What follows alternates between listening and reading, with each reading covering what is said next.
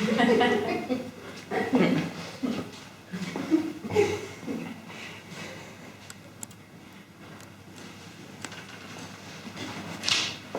babciu, no mam takie pytanie. Czy ty pamiętasz, jak ja raczkowałem? Czy nie raczkowałeś? Ty pełzałeś, mieliście stół taki z taką poprzeczką na dole i do tej poprzeczki się pełzałeś i potem na tej poprzeczce próbowałeś dubsko podnosić. Natomiast zacząłeś od razu raczkować, ale z pomocą rożka, bo się rożka ujeżdżał cały czas.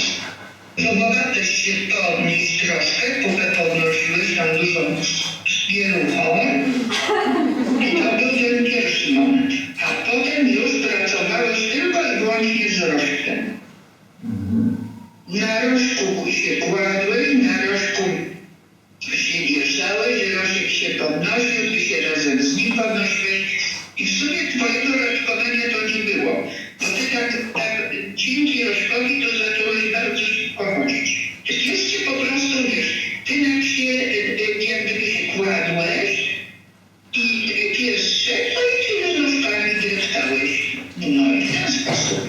A powiedz mi, nie baliście się tego, że tak się uwierzam psa? Nie. Nie, dlatego, bo Rożek był tak przyjacielski,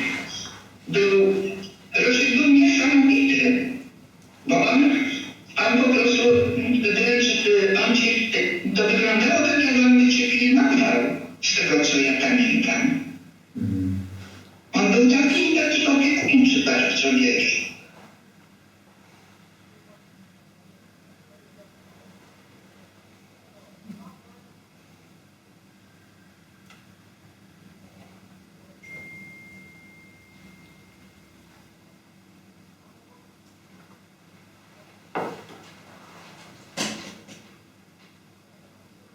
No babciu, no mam takie pytanie. Czy ty pamiętasz, jak...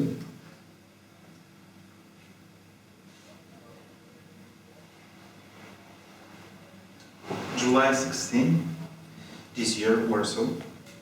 I'm preparing for residency work in progress, a presentation in Komuna, Warszawa. I don't know what I want to talk about. The topic of residency, of my residency, is pride of people with disabilities. My situation.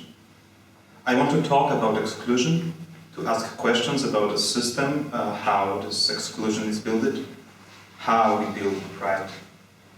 On the topic of the residency, I want to compare the pride of queer people based on a story of the HIV epidemic with the story of COVID, who killed people with disabilities a while ago.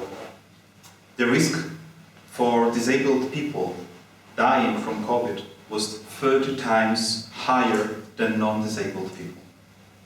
I don't know what to make on this news. It scares me.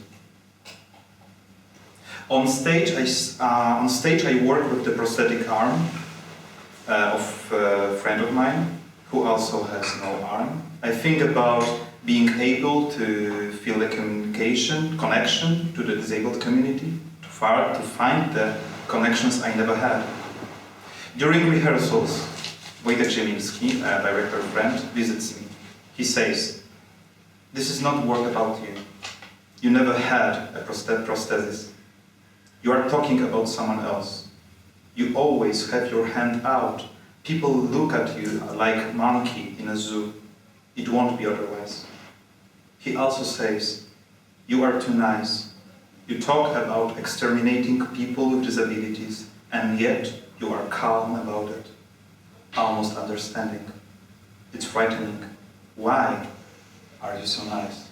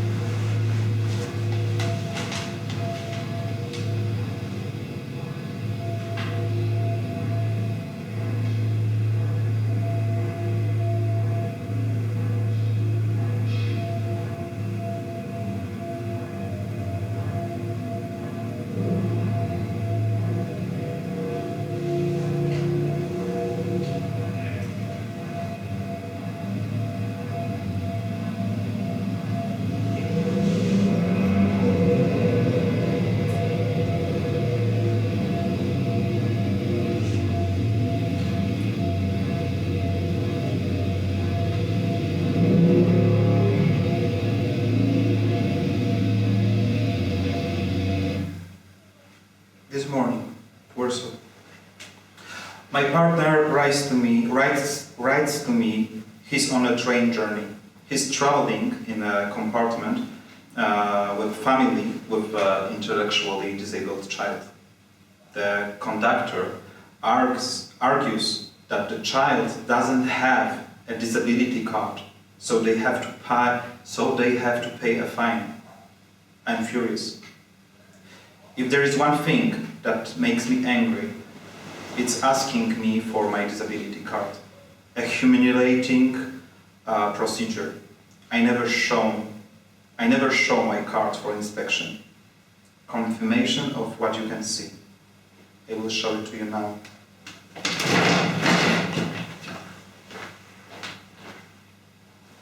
You can pass. Yeah.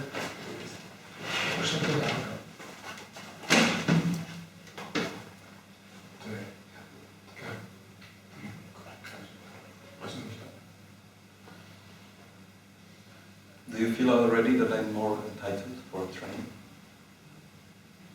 Discount with this.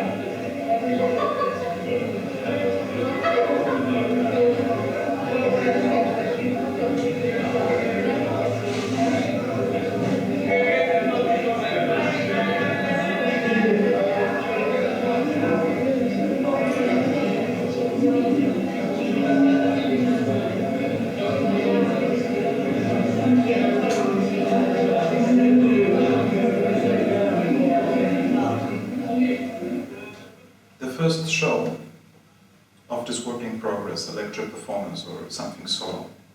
Something that is between my personal experience and knowledge, the need for activism and the desire for creativity, between documentary and poetry, as Gosia will call it a few months later, in the residency workshop in Hellerau.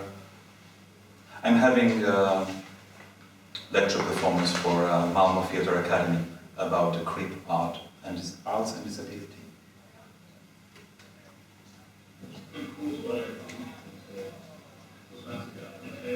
As well as a continuation of the work by Simonsbyggarna in the area of widening participation and recruitment. And we actually got 200,000 kronor for this work. And we have decided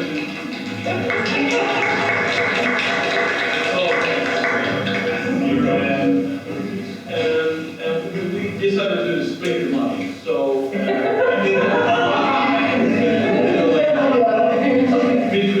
Simonsbyggarna and the work on this project. So Fragment. Disability of the performing in the performing arts. This is the title of my talk today. A speech, not a lecture, because this is not yet enough knowledge into me to be tempted to make a synthesis or research conclusions. This is a collection of questions, themes, reflections on the subject, but not a presentation of the current state of knowledge in Europe. This is not a showcase of artists with disabilities. I can invite it to you for this one separately. 11 years ago, I was thrown out from the exams to the theatre school in Poland because of my disability. Today, I'm here on stage as an audience. I have professionals, artists, educated and experienced lecturers, students of the prestigious school with a long tradition. So when I was preparing for this meeting, I wanted to fit everything in. The historical background, the social model of the disability, the T4 action, the history of freak show, creep art, representation in the arts, American ugly laws, Hollywood, and the big questions: who is an actor? What is theatre? What does the stage gives us? And how it connects with disability. Is what we see, is what we have seen in public or private, is it an element of therapy or an independent, consciously created artistic statement? And those we watch on stage, actors constructing their roles or people telling the stories about themselves within the boundaries of their own privacy? Do we have the right to judge what we have seen and what criteria should we use? Is it a simply exhibitionism or still creation?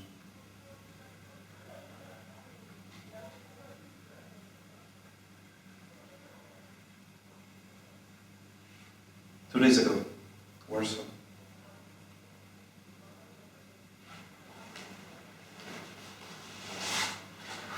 I go for a routine check-up at an address known to all gay Warsaw, the Sexual Health Clinic on Chmielna Street. I do a standard HIV test. I haven't been afraid of it for a long time. There is nothing to be afraid of.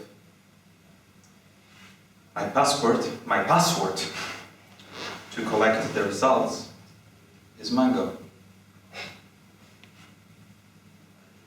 Like a boy was certain